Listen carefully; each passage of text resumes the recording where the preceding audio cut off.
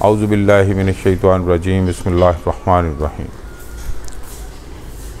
मोहब्बत करने के तीन असूल। मोहब्बत एक जज्बा है। मोहब्बत एक जज्बे का नाम है जो किसी जानदार या बेजान शय से दिल की गहराइयों से फूटता है। मोहब्बत बेलौस होती है। अगर मोहब्बत में बेलौसी ना हो तो वो मोहब्बत नहीं होती। ऐसी मोहब्बत को मोहब्बत नहीं कहते बल्कि फ़्लर्ट कहते हैं। इस किस्म की मोहब्बत वक्ती होती है और वक्त गुजारी के लिए की जाती है। कहा जाता है कि मोहब्बत पाने का नाम नहीं, मोहब्बत खोने का नाम है। मोहब्बत जुनून नहीं, सुकून का नाम है।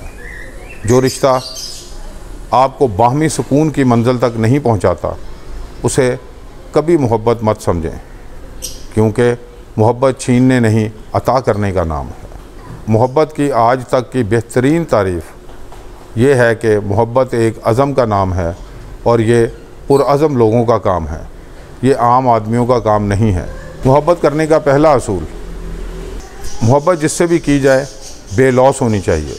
मोहब्बत में अगर लालच शामिल हो जाए, मोहब्बत में लालच का शामिल होना मोहब्बत में नाकामी का बायस होता है। मोहब्बत करने का दूसरा असूल, मोहब्बत हाँ करने का नाम है, मोहब्बत हामी भरने का नाम है, कबूल कर लेने का नाम है। मोहब्बत अपनी अना को तस्कीन पहुँचाने का नाम है। जहाँ अपनी अना को तस्कीन मिल रही होती है तो आप अपनी मर्ज़ी के ख़िलाफ़ भी बहुत सारे काम कर जाते हैं। अपनी मर्ज़ी के ख़िलाफ़ जाना भी मोहब्बत के असूलों में से एक असूल है। अना को ठेस पहुंचाकर अपनी मर्ज़ियां भी कुर्बान करनी पड़ती हैं। मोहब्बत इसी तरह की जाती है।